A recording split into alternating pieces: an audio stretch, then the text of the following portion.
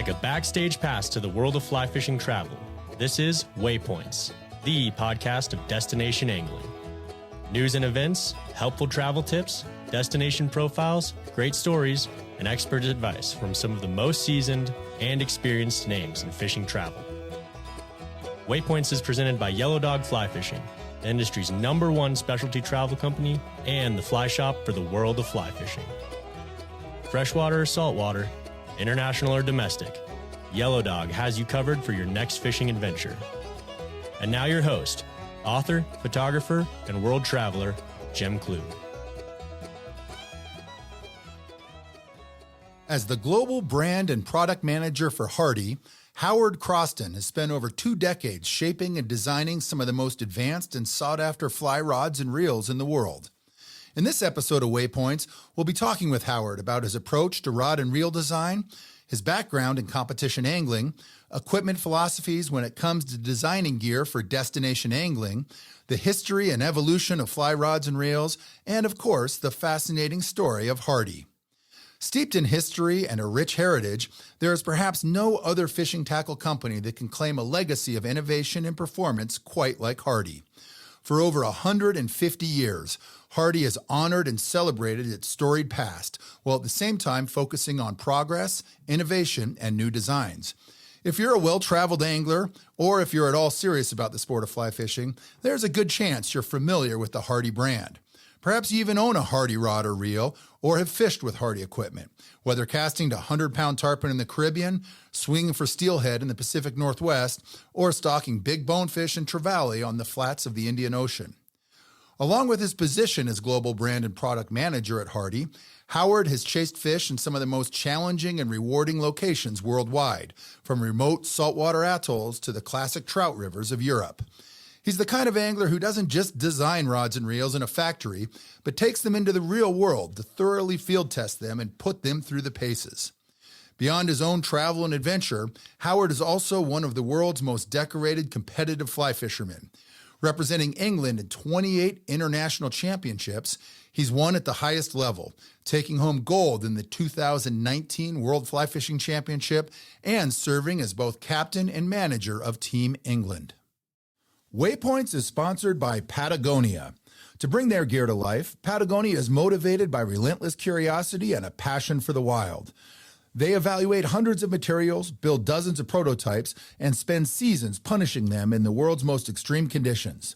The work is the guide, and Patagonia never tires of exploring, learning, and improving.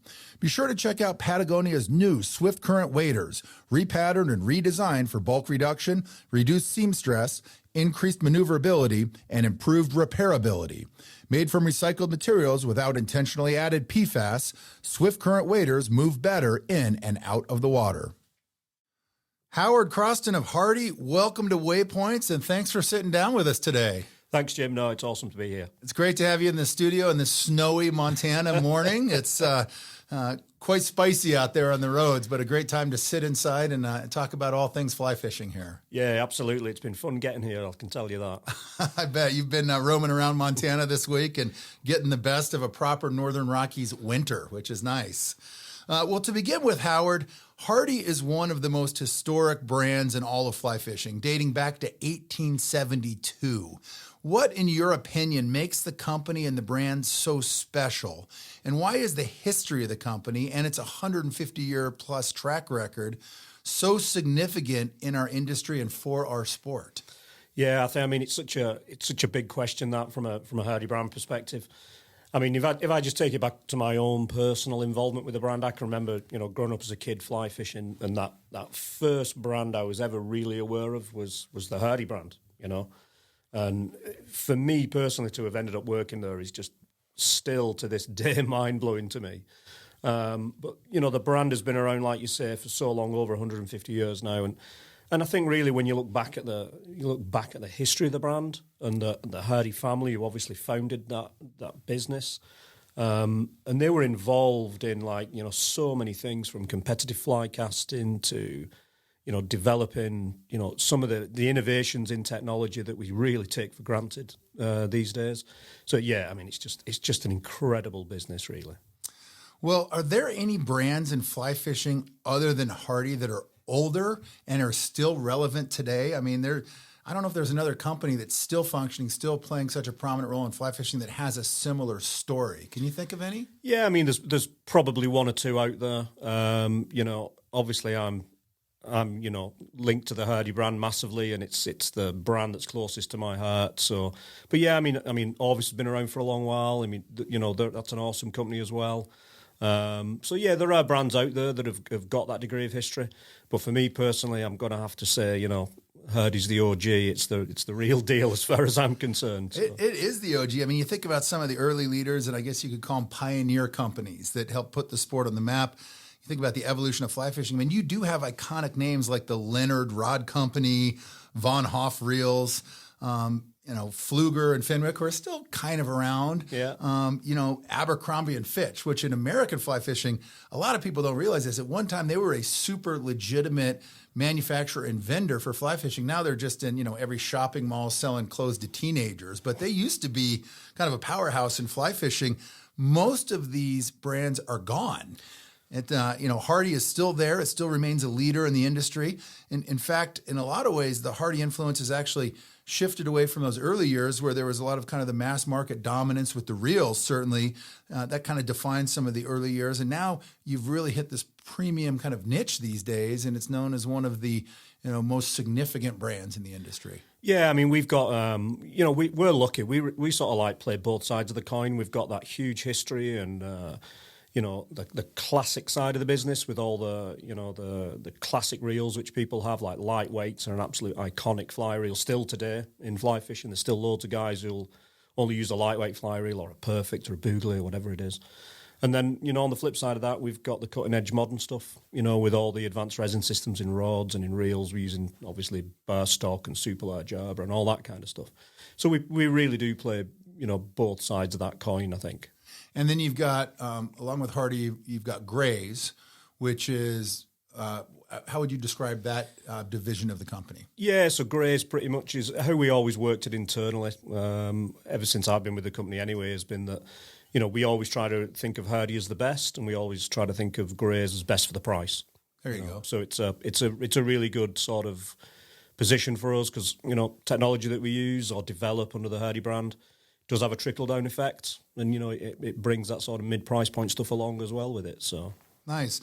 Well, you mentioned this earlier about the Hardy family that started the brand.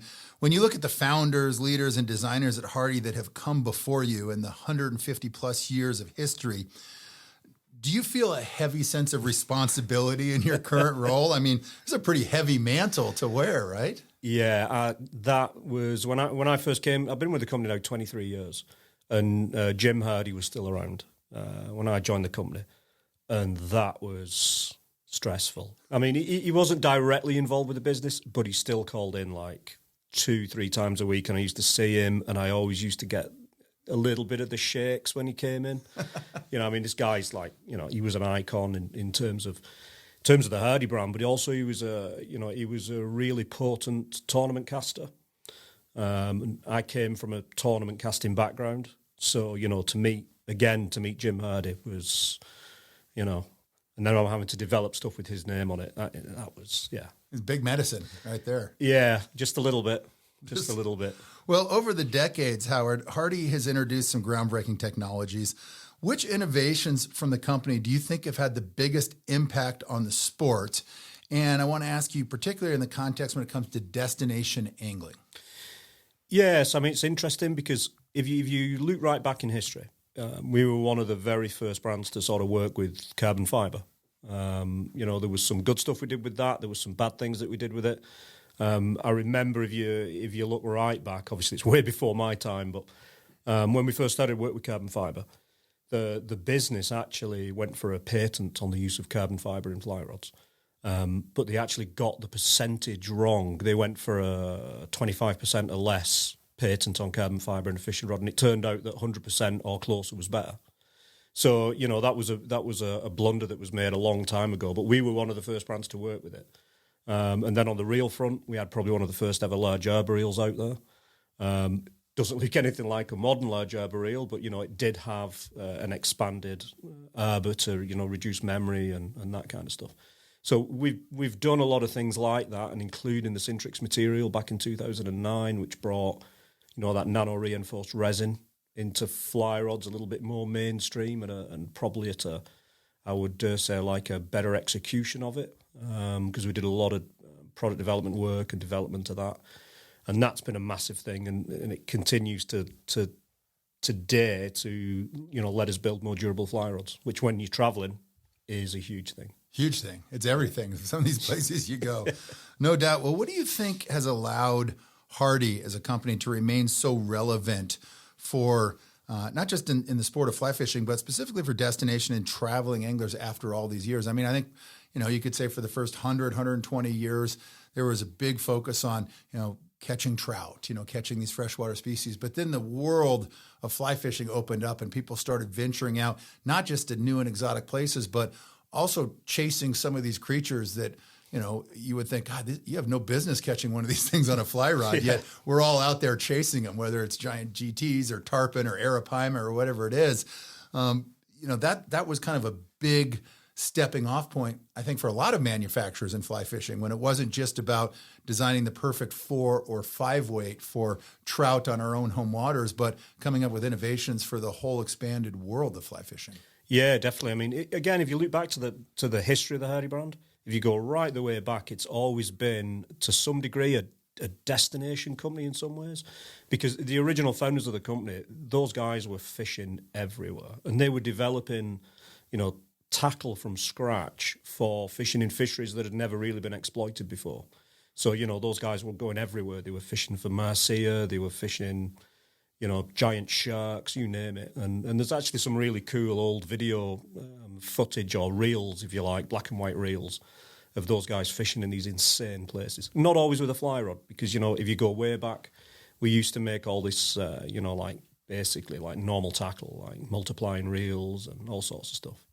Well, that's a lot of years of manufacturing, no doubt. What are some of the most exciting technological advancements that Hardy has developed recently, Howard? Are there any game changers over, say, the last 10, 15 years that really come to mind, and specifically for when it comes to destination angling? Yeah, I think really the big one is that resin system work that we've done to basically allow us to build, me as the rod designer, to develop lighter, stronger rods that have still got all the attributes you want from a high performance fly rod. I mean, really, the strength thing has been huge. If you're traveling, as you well know, to these places, a warranty is not much use to you. Because, if you're out in the middle of nowhere with, next to no contact with the outside world and something fails. Yeah, on day 2 of the trip and you still have a week ahead of you. Yeah, your warranty's not going to do you any favours then. So it has allowed us to really build a lot of durability into the product. And for me personally, that's been one of the biggest sort of improvements that we've made.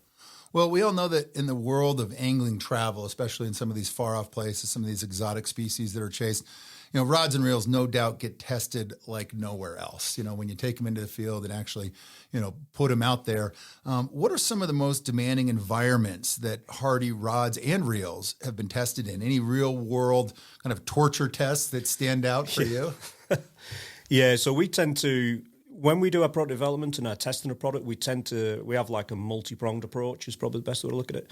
So we do quite a lot of mechanical testing in-house. So we do like static deflection and brake tests just to get a baseline for materials and design. But then what we also do is we put stuff out for a long soak in the actual environment it's going to be used. So be it, sending saltwater rods out to Venezuela. We've got some guys out there who put a lot of heat on stuff. They don't look after anything. So that makes them a good test bed. But then what we also do is some of our product, we take it and we put it into an unnatural environment. So by that, we'll often go down to the Florida Keys with some good friends of ours who've become friends over the years, the Trossets out of Key West, and we'll go offshore and we'll do crazy things with fly rods, fishing for fish that really you shouldn't be fishing for on that sort of line class of rod, Just putting them to the test. Yeah, we kill stuff when we go down there, but we do it for a reason. It allows us to put unnatural demands on some of the gear, some of the drag mechanisms. On relatively small reels, we light them up on blackfin tuna and all sorts of stuff, and it's awesome. I mean, it's fun It's hard work, but it's fun. And it's telling, really, about what how far you can push the limits with some of this equipment. Yeah, absolutely. I mean, if you use stuff right, it's amazing what you can achieve with it, in terms of fighting fish. Obviously, sometimes people don't use it right, but we always try and push stuff as hard as we can. Well, I'm glad you just mentioned reels, because long before introducing fly rods and kind of jumping into the fly rod game, Hardy was famous for manufacturing fly reels, right? For 100 plus years at that point. Some of these designs, reels like the Perfect and the Bouglé, these have become iconic in fly fishing, no doubt about it. How do these classic reels still fit into today's modern fly fishing world?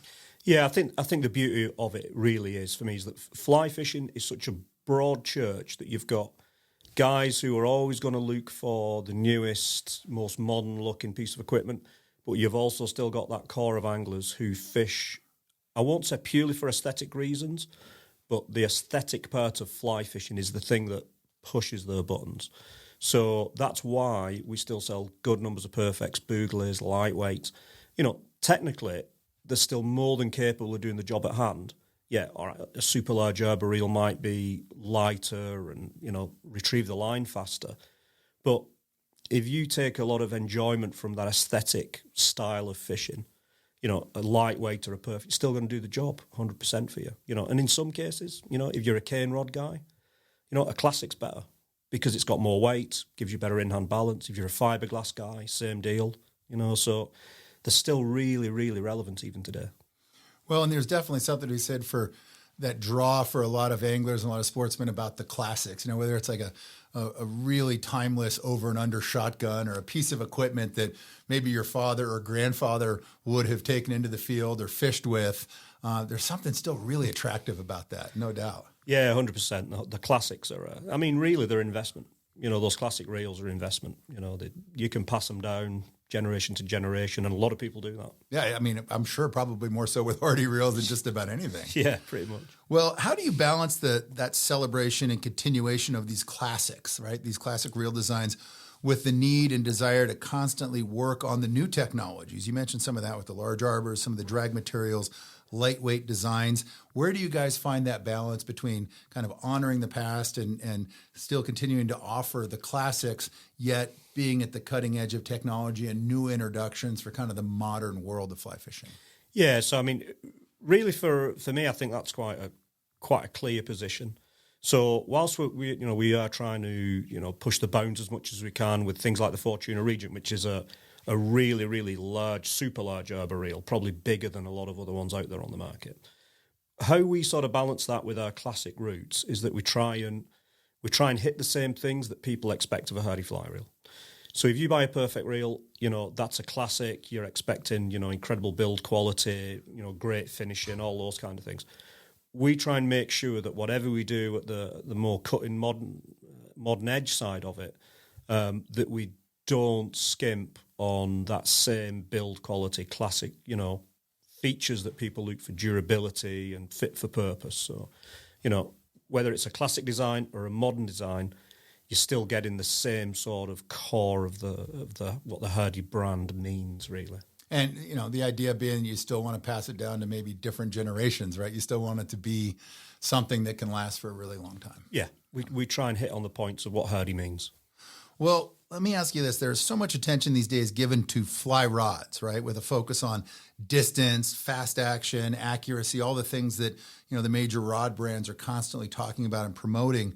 Reels, however, I think often get overlooked in terms of their performance. And I think a big part of that is that people think, it's going on my 4-weight. It's basically a line storage mechanism, right? How much of a factor is this really going to be in my ability to play fish, to land fish, to bring fish to hand?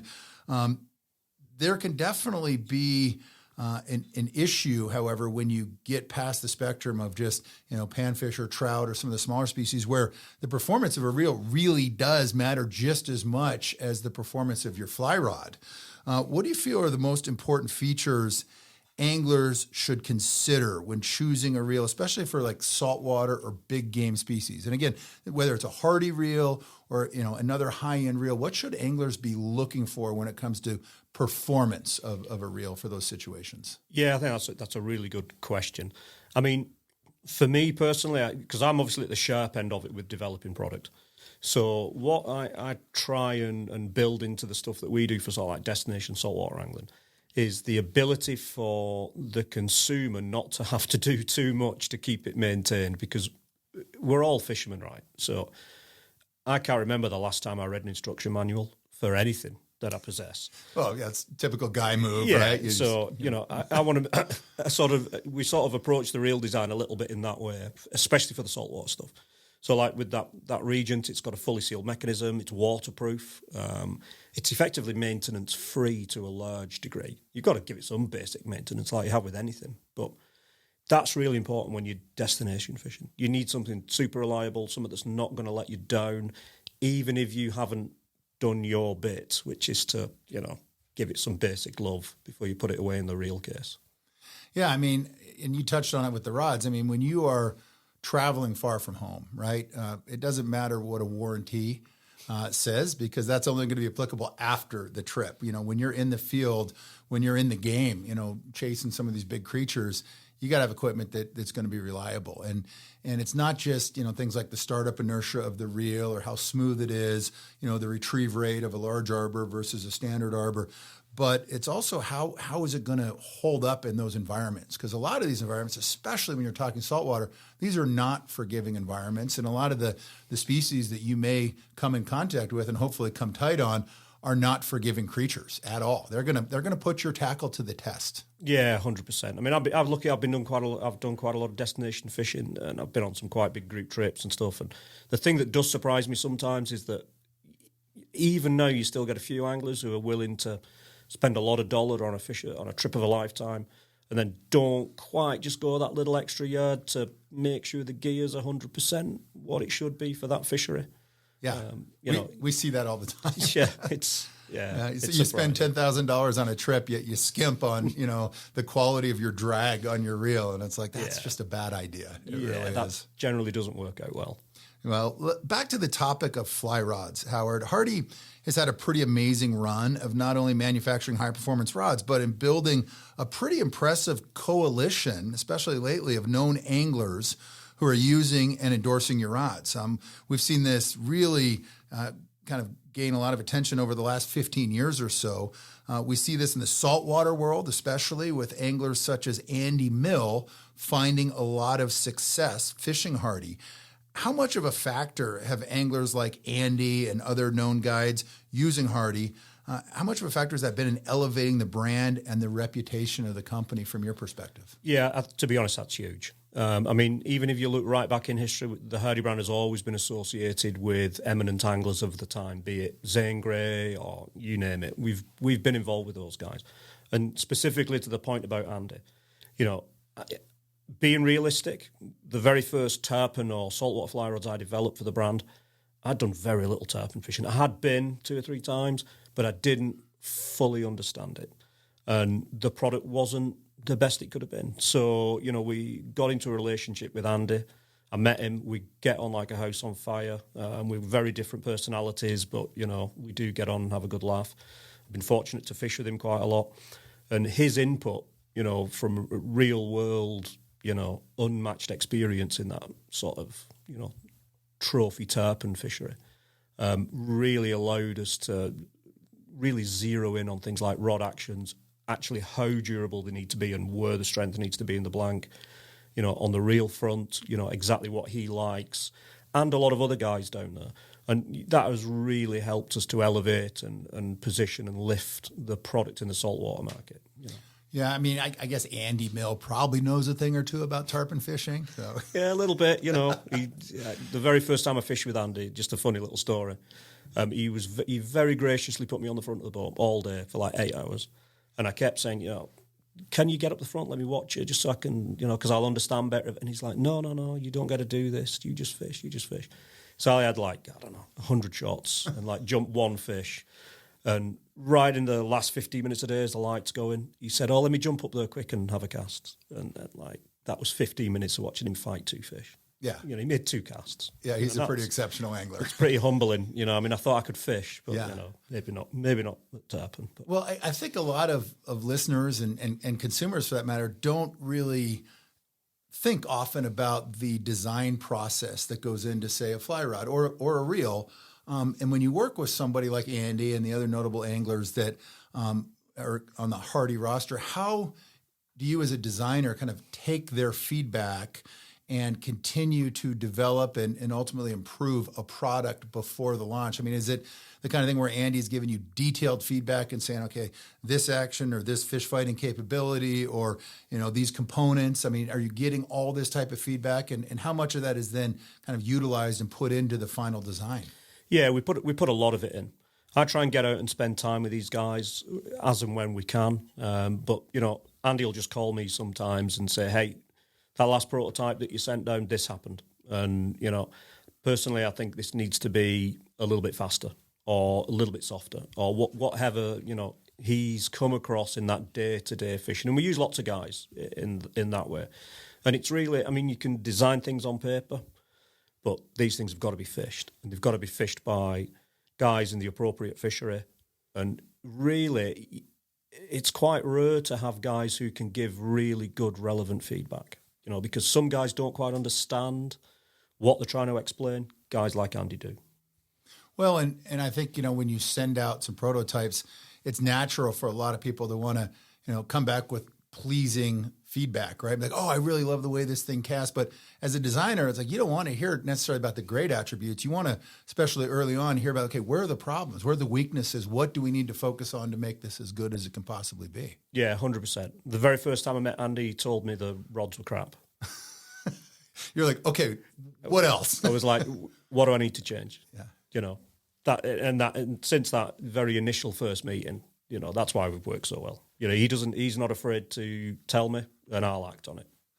Well, are there particular Hardy rod models, and we'll focus on the current rod models, some of your recent introductions, that you feel are really valuable tools for the modern traveling angler? Like, especially as we've now talked about a couple of times, I'm going somewhere off the grid where there isn't a local fly shop. I don't have backup equipment.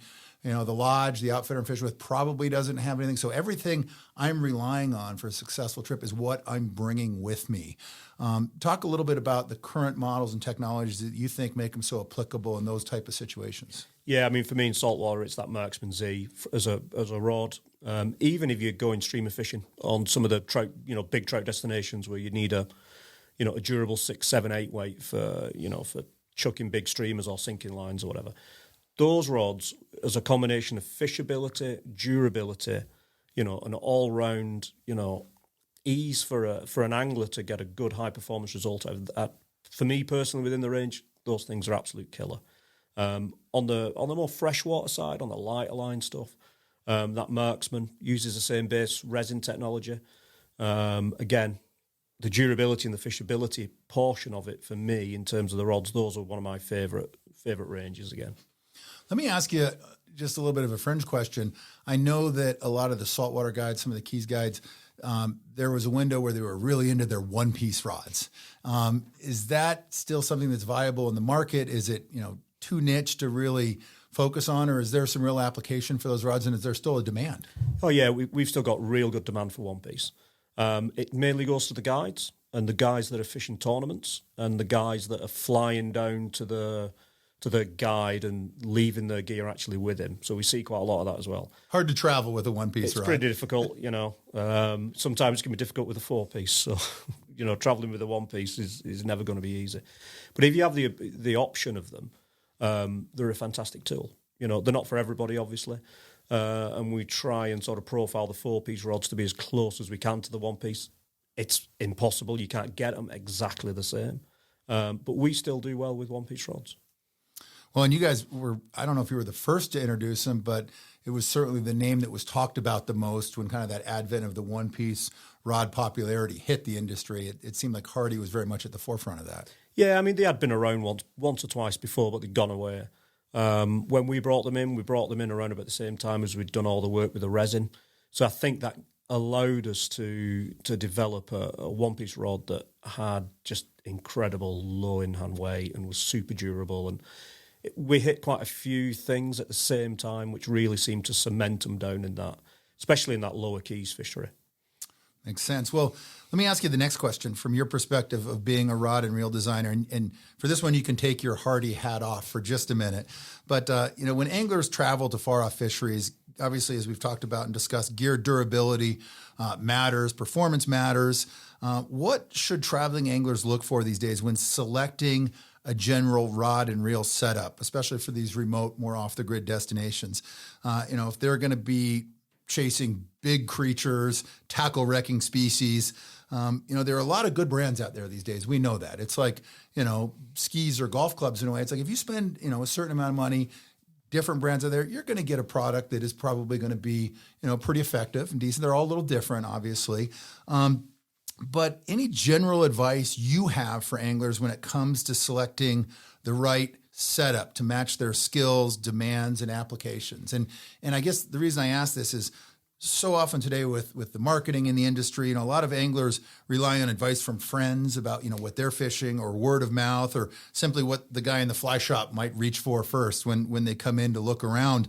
Is there a better selection process people can think about when figuring out what rod and reel setup is going to be the best fit for them? Yeah, I mean, that's a really easy one. You go to the guys that know. There are guys in the industry like yourselves who do an awful lot of destination stuff. You really need to go and speak to people who have first-hand experience of going there multiple times, because you're always going to get the best, you're always going to get the best advice from there, rather than, the last thing I think people should do, and I see it all the time, is they'll post on Facebook or social media and say, hey, I'm going such a place, what should I take? And you will just get every single answer under the sun, and none of it will make much sense. There might be the right answer in there somewhere, but you're not going to know it. So go to the guys that know. Yeah, you go to some random forum and, listen to advice from Basement Dweller, 2024 about, the bargain rod he bought and how it's the greatest thing out there. Probably not real world advice there. Probably not, no. Especially if you're going fishing for GTs or something, probably best not to ask him. Yeah, but, do the homework, and I love that. Talk to people who have got a lot of real world experience putting this gear into use in these demanding places. Yeah, 100%. Yeah. Well, let's shift a little bit. I want to ask you about some of your personal fishing travel and the places that you've fished, Howard. I mean, you've been fortunate enough to fish in obviously some pretty incredible places around the world. What are a few of the most memorable or personally significant destinations you've traveled to? Yes, I mean, Cuba was a great one. I love Cuba. I love the whole experience of it. Havana, staying at the Park Central, all them kind of places, then travelling out to the liverboards or travelling out to the island. Just great all-round experience, really. Other places from a fishing perspective, I used to go down to Venezuela quite a lot.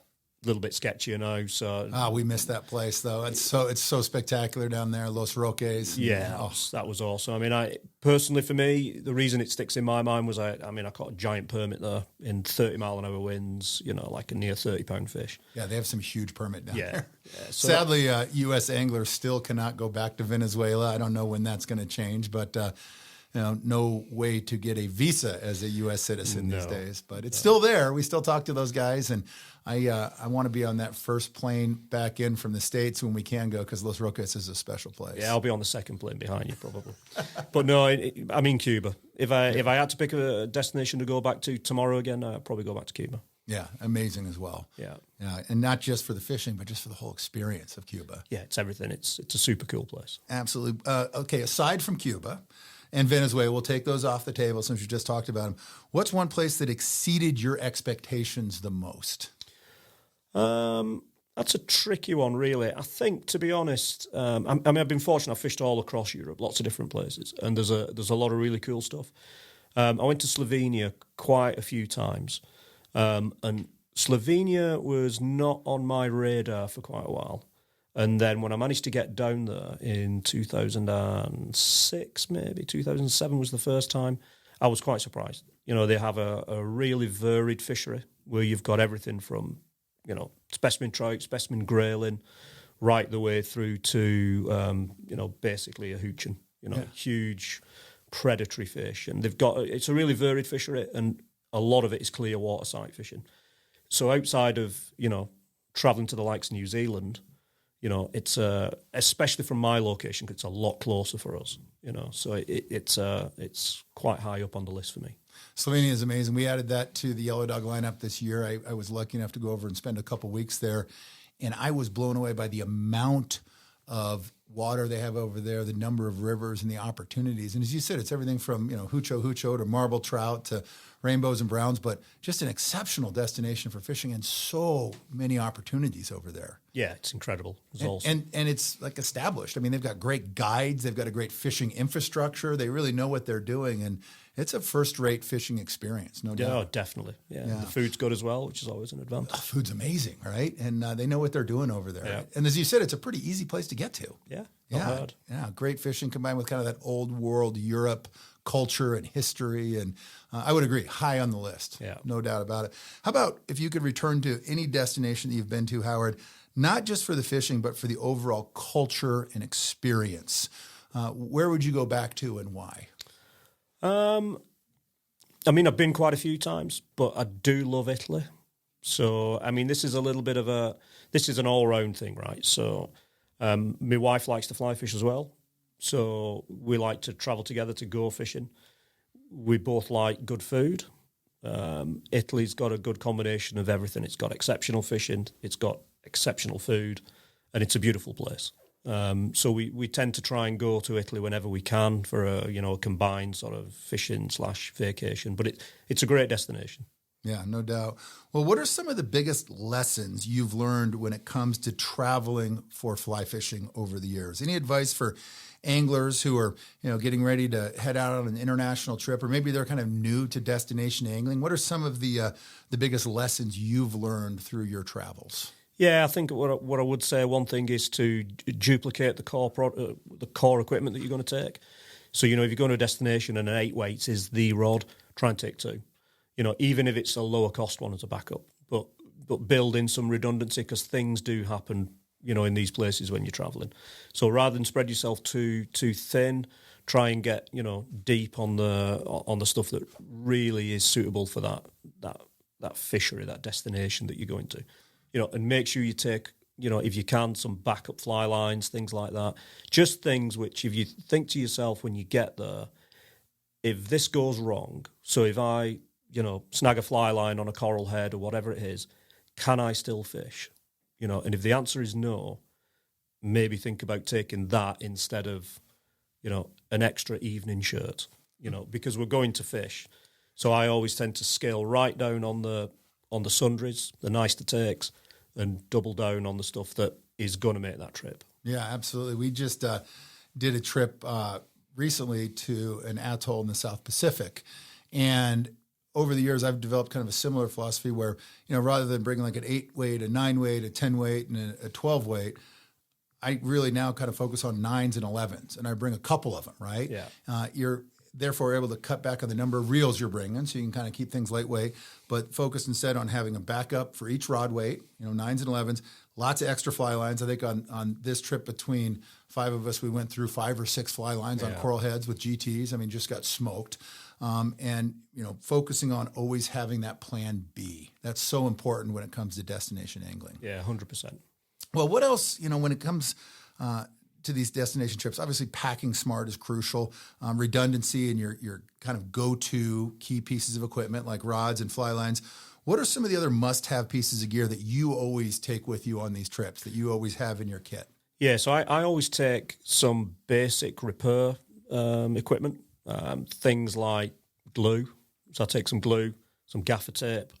Occasionally I'll take a few spare guides, things like that. That comes from my work history as well, obviously. So I just go down into the shop and pick up a handful of guides and throw them in my bag just in case.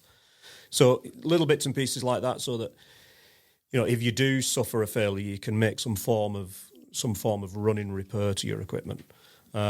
I even occasionally throw in a little tiny bit of fly tying gear. And when I say a tiny bit, I mean a little spread of hooks, a few basic materials. So if when I'm out somewhere fishing, and something slightly unexpected pops up, or, we're catching them on a certain kind of thing, I can fashion something. Something similar. Something that'll work. Keep you in the game. Yeah, because it takes a little space, it's light. I don't take a vise. You know, if it's big hooks, I tie 'em in my hand. Yeah. You know, so just the basics. You know, I like what you said about having a repair plan. One of the key pieces of gear I always travel with, I call it my eventuality kit. It's just a little, pouch, but it's full of all kinds of different repair items. Yeah. And, something that'll just keep you in the game when the unexpected occurs, because 100%. It always does, right? Yeah, of course it does. This is, it's adventure fishing. That's what it's about. So that's what it's about. Got to be ready. And you got to stay in the game. Yeah. Absolutely. Well, Howard, you spend a lot of time chasing trout in northern England. What makes kind of those home waters, those fisheries special to you? And how does fishing these home waters compare with some of the more exotic places you visit? I mean, do you still get as excited about going out under your local water as you once did? Or tell us about that. Yeah, I mean, I'll be honest, even now with all the traveling I've done and the fishing I've done, and I love coming to places like Montana and all of these cool places to fish. When I wade out, onto a flat on the Middle Eden, which is effectively my home river, on a June evening, there is really nowhere else in the world I'd rather be, to be honest, in that time frame, because, so many of my firsts in fishing happened in that place, so when I first worked out how to get a spinner to drift properly to a rising fish in flat water, and suddenly I could catch these fish that previously I couldn't catch, it happened in that place. So for me, it'll never be replaced. Well, are there any bucket list destinations you haven't fished yet but are still on the list, but somewhere you're dying to go? Yeah, 100%. I've never really been outside of Venezuela. I've never been right down into like South America to do any of the Chilean, Patagonian kind of thing. So that's up there on the list. Nice. Well, add that one for the near future. Yeah, for sure. Well, I want to ask a little bit about your competitive angling background. This is something that I think a lot of listeners have heard about, competition fly fishing, but may not understand it that well. You've had a very successful career as a competitive fly fisherman. You've represented England in something like 28 international championships. You've won at the highest level, including gold in the 2019 World Fly Fishing Championships. And you've served as both captain and manager of Team England. As a world champion, as a competitive angler, how has this type of angling shaped your approach, not only as an angler, but also as a designer when it comes to, designing rods and reels? Yeah, I mean, so as an angler, really, I think the main thing I've sort of learned from competitive angling over the years is what really makes a difference, right? So, yeah, I mean, you can, if you just take it down to a basic level like flies, the wrong fly fished in the right way and drifted naturally and presented correctly is always going to outfish the wrong fly, fish badly. So it's always surprising to people when they see how basic some of the fly patterns are that we use. And they're super effective because we fish them very well. So I took that away from competition angling. Prior to getting really heavily involved in competitions, I was like everybody else. I was thinking that, this kind of dubbing, that's better than this one, or that'll work, that one won't. And really it was down to how you fish a lot of it. Yeah, you've got to have the right kind of fly, obviously, but it's often not as important as fishing it well. And personally, for me, fly fishing has given me, competition fly fishing has given me, so much back as an angler, be it from friendships I've formed from all the travelling, places I've been to that I would probably never have actually gone to if it hadn't have been for the fact that there was a World Championships there. So it's opened up a lot of doors and a lot of enjoyment in my own fishing over the years. And then from a gear perspective, when you're fishing at that kind of, high level, the gear is important. You've got to have the right kind of tool for the job in hand. And a lot of that does filter down into the products that I develop for selfish reasons, in so much as I want to fish with something I like. But, it so happens that usually fits for a lot of other people as well. How does that approach, and I guess what you've learned over the years competing, what does that do for your confidence when you step into new waters for the first time? Again, whether it's freshwater or saltwater, but you're visiting a place, you know very little about it. You've obviously never been there before, but can you apply a lot of, whether it's the confidence or the skills or the knowledge you've gained, does that make you a better angler just immediately when you step into those new waters? Yeah, I think 100%. I mean, for me personally, what I really learned a lot from competition fly fishing early on was about watercraft. So good watercraft is imperative for to be successful in competition, because we often turn up at these places with no practice. We're dropped in at the deep end. We've just got to get on with it. And I think personally it makes you much better and faster at working things out. So when I travel somewhere I've never been before, I always fall back to what would I do if this was a competition scenario and I've got to get some fish. And that's worked out really well for me over the years. That makes sense. In these international competitions, I mean, you're fishing with anglers and teams from all throughout the world. Everyone's there and competing for a reason. They're all pretty good, right? They've earned the right to be there. They've done well as anglers, and they know how to catch fish. What do you think separates the top competitors from the rest of the field? I mean, when you find someone in that landscape that is, consistently at the top, delivering great results, what sets them apart from every other angler that's in that competition is also probably pretty good. Yeah, I mean, there's a few things really. I mean, if you look at the nations which are super successful and super consistent, they typically come from countries that have got a combination of varied but often challenging fly fishing. They generally don't come from countries that have got like really easy fly fishing, like with lots of stockfish or whatever. They tend to come from places that have got, good fly fishing, but it can be technically difficult. And quite often they've got a lot of competitive anglers there, so it sort of pushes them on to get better. And really, it's a high-level watercraft and approach. And then you combine that with some of the attributes that you develop from competition fishing, like being efficient and being mindful of time and understanding how you can maximise a given piece of water with various techniques. So they've all got multiple attributes. And one thing that's often overlooked by a lot of people is they're also very, very calm. So they're quite calm under pressure. If you watch the very top flight, they're super efficient. They're fishing quick and clean, but it looks like poetry. It's not rushed. It's unhurried. Nobody's freaking out. They're not freaking out because they've lost a fish and running up and down and having a meltdown.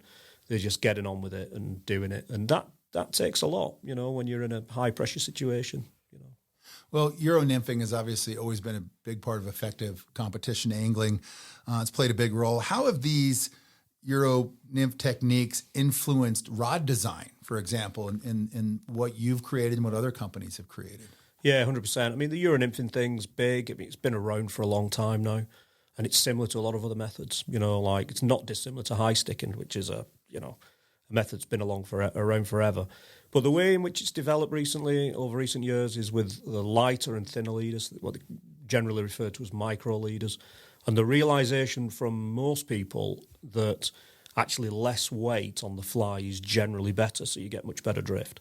What that's done to rod design is that you now have to be very cognizant of the fact that, especially at the higher end of it, you need to be able to throw and control a very, very light fly with a lot of accuracy. So that means the tip has got to be relatively pliable in order to load to some degree under its own weight. But then because these methods are so successful, you do often end up pinned to bigger than average fish. So you need a rod that's capable of, putting some heat to a fish. So the butt section's got to be proportionately stronger, tip section proportionately softer. Yeah, that's something that is obviously, as you said, been around for a long time, but is certainly continuing to grow in popularity, and for good reason. It's an effective technique. Yeah, and it's fun. You can do a lot with it. And, some people think, you just lash a bead head on and throw it in the river. I wish it was that easy sometimes. It's not. If you're fishing behind a guy who's a very good Euro nymph angler, he's catching a lot of fish. Yeah, you don't want to be mowing his lawn and coming second after that. Not really. Yeah. Well, you were talking about some of the skills that you've picked up over the years, especially through competing. But in general, what do you think are some of the most overlooked skills that traveling anglers oftentimes lack? What should they be focusing on developing, say, before heading out for a big destination trip? Yeah, I think, again, that's a pretty straightforward one for me. The big one is casting. Yeah. The number of guys I see who unfortunately roll into that, trip of a lifetime or that destination of a lifetime.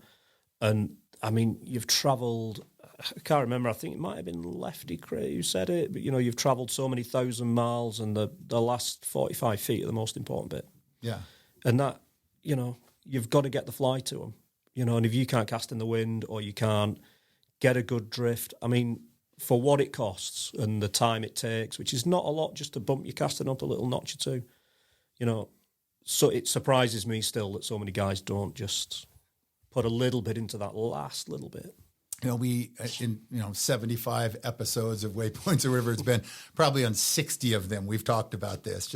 And no matter who you ask, who the guest is, what their background is, you always say, what's the one piece of advice you have for traveling anglers? And without question, it's always practice your casting. And it amazes me. I mean, we get anglers that go on these very expensive trips or these far off destinations, and they pull out their rod for the first time since, a year ago on their last trip. That rod got put away. It hasn't seen the light of day till the morning they're on the dock rigging up, on day one of the next trip. And, people get busy. Time is always a concern, but just a little bit of prep work ahead of time before you arrive at these destinations. It's day and night. Otherwise, let's say you have 6 days of fishing.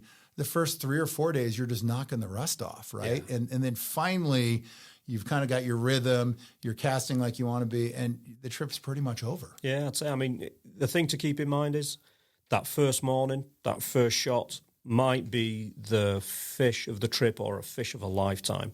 So just go out in the yard or whatever and just have a few hours, in the 2 weeks up to it. Well, if someone, and again, we're talking about destination angling, which might be, big trout in South America, or might be bonefish on the flats of the Caribbean.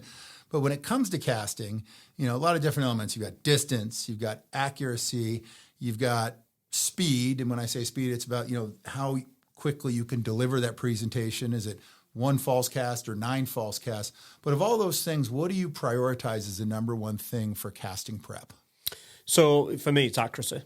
So you've got to get the fly to the fish. It doesn't matter if you can be accurate at 10 feet, 15 feet, 20 feet, 60 feet, as long as you can be accurate somewhere, that is the first thing. Because if you can't hit it, you're not going to catch it. The second thing for me is slow down.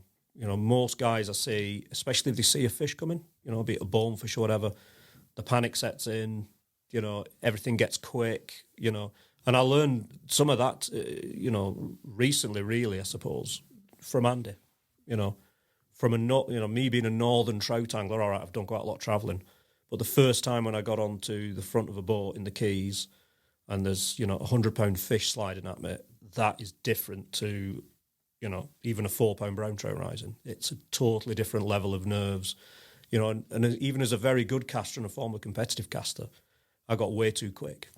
When you fish with guys like Andy, it's just smooth and slow, and they just get it there. Yeah, take a deep breath and just slow it all down. Yeah, that's always good advice for sure. Well, one thing, and again, you're talking tarpon, the Keys, but for all saltwater destinations, one factor that is pretty much constant in all these places is wind. What's your go-to strategy for handling strong winds when it comes to casting and presentation? Yeah, so the first thing is, you can always just try and not fish and when the wind's blowing, but that never works because it's nearly always blowing somewhere. The main thing for me is, again, don't get too quick when you're casting into the wind. Keep everything tight. I'll tend to, if I'm casting into a headwind, feed a little line into the back cast and obviously lower the aiming point on the forward cast. You're looking for really to get that line, leader and fly to unfurl more or less as it's reaching the target. You still see a lot of guys who shoot quite high, even in wind, and then the wind blows it off course. And another little trick that can help you get there is just that on that final presentation cast when you're shooting at the target, is just a little short haul with your left hand to pull the line back, basically effectively pulling the track of the line out from under the loop, which tends to force that loop to then turn over and deliver the fly straight over the top. Yeah, what are some of the common mistakes that you see people make when it comes to casting? Things that, slowing down, I think, is a really good piece of advice because people just get, it's amazing when someone identifies a shot, their heart rate goes from normal to off the charts in about 2.5 seconds. The adrenaline hits and everybody starts freaking out and, casting too fast and overthinking things. But what are some of the other common mistakes that people can be thinking about when it comes to improving their casting? Yeah, I mean, I've seen a few things, a few times. I've fished with a couple of really high level casters who were instructors and master fly casters really. And the basic mistake they made was taking their eyes off the fish and looking at the line. Losing your target. Just losing the target. You've got to look at it, and you've got to be able to get that cast done, and just trust that your back cast's right. You don't need to look at it. That's a casting pond thing. It's not a fishing thing. So keep your eyes on the target all the time. And I think one piece of advice I would say is, and it comes down to just being calm. If you see a fish coming, if it's a sight fishing situation, if you are unsure about your ability, let it come in, let it come closer. Take the chance that it might blow out, but that you've got a better chance of hitting it if it doesn't, rather than trying to hit it at 60 feet and mess it up or miss it, or then, be in a position where you've got line wrapped around everywhere and you've got to recover it all, and then that fish is at 20 feet. Just wait until it's at 35 feet. If you can make a 35-foot cast, wait until it's there. Yeah. Yeah. Well, how about prep? And we talked about the importance, say before a big trip, of just getting the rod strung up and going out and casting, just getting the feel for it, getting your rhythm down. What are some specific drills or practice type scenarios that people could think about before a big trip? Anything that you would recommend? Just cast, get it out there. That's the most important thing. But a couple drills or techniques that would be effective for people prepping for a trip. Yeah, a few different things you could do. If it's an accuracy based scenario, when I used to do a lot of tournament casting, and I used to practice accuracy casting all the time, I basically used small targets. So I used to use like a beer mat that you get on the bar of put your beer on. I would use coaster, those. Yeah, coaster. I'd use them as casting targets because, most people use a big hula hoop. If I can hit a beer mat at a reasonable distance, I can definitely hit a hula hoop. So use something a little bit smaller. If you even get near to it, in a fishing situation, you're going to get closer to the fish if you're used to throwing at a small target. So from a casting drill standpoint, that's one. Another one is, again, it's more of a saltwater thing. He's been able to lengthen the line quickly just to be able to get it out there. And for me, that's feeding into the back cast. So letting some line slip. Saltwater scenario, we've not got to worry about trees. So you can allow everything to drop a little bit lower. But practice that, feeding into the back cast. Yeah, and that's where we talked about that speed element, right? I mean, you see a lot of people that are trout anglers and they're used to, doing 6, 7, 8 false casts in order to, get their presentation out there. But you don't always have that luxury in salt, especially when a fish is moving in on you. It's like, all right, yeah, you got to be accurate.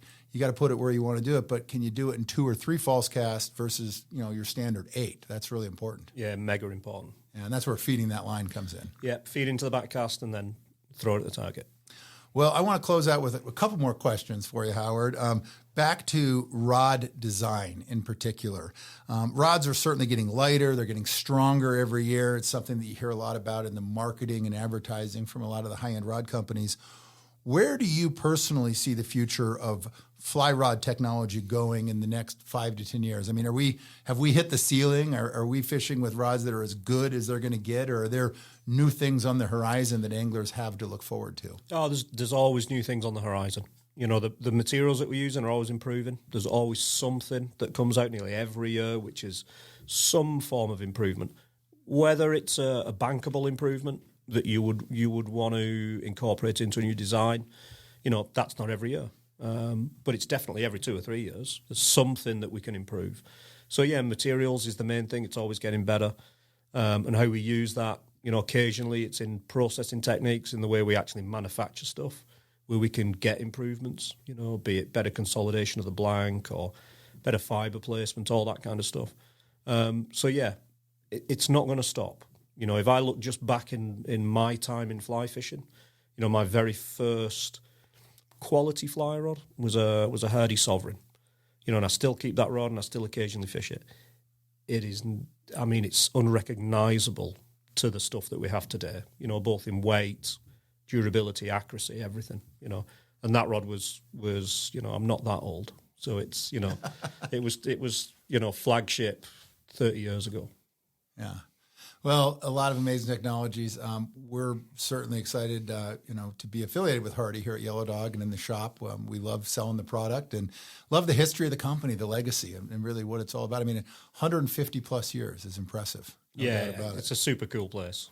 Well, any final thoughts or words of wisdom, Howard, for anglers who are planning their next big adventure, both from a manufacturing standpoint and also from your world travels, your competition? Any words of wisdom you can send us off with?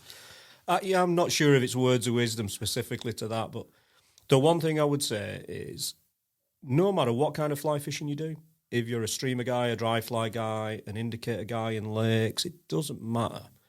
As long as you're enjoying your fly fishing, let everybody else enjoy their fly fishing in the same way. It's, none of us can really judge anybody else for what they get enjoyment from. If it's within the rules and it's, moral and it's good, it's all good. Fly fishing's all good. Yeah, just getting out there is important. Yeah, that's it. No doubt. Well, thanks so much for sitting down with us today. We really appreciate it. Great conversation. And thanks for taking the time to join us here in the studio. Awesome. Thanks, James. Much appreciated. Absolutely. Well, that is it for this latest episode of Waypoints. A big thank you to Howard Croston from Hardy for joining us. Be sure to visit yellowdogflyfishing.com to plan and research trips, source gear, equipment, and flies for your next destination, learn about upcoming podcast episodes, and stay up to date and dialed in on the latest news in fly fishing travel and adventure. Join us for our next episode, and remember, life is short and no one ever regretted a life of adventure. This has been another episode of Waypoints, the podcast of fly fishing travel and adventure angling. Waypoints is produced by Brian Gregson and written by Jim Klug. Music is written and provided by bluegrass legend Woody Platt. Audio engineered by Sean McCormick. Visit yellowdogflyfishing.com for more location profiles, destination information, travel news, and the industry's best selection of flies and equipment for destination angling.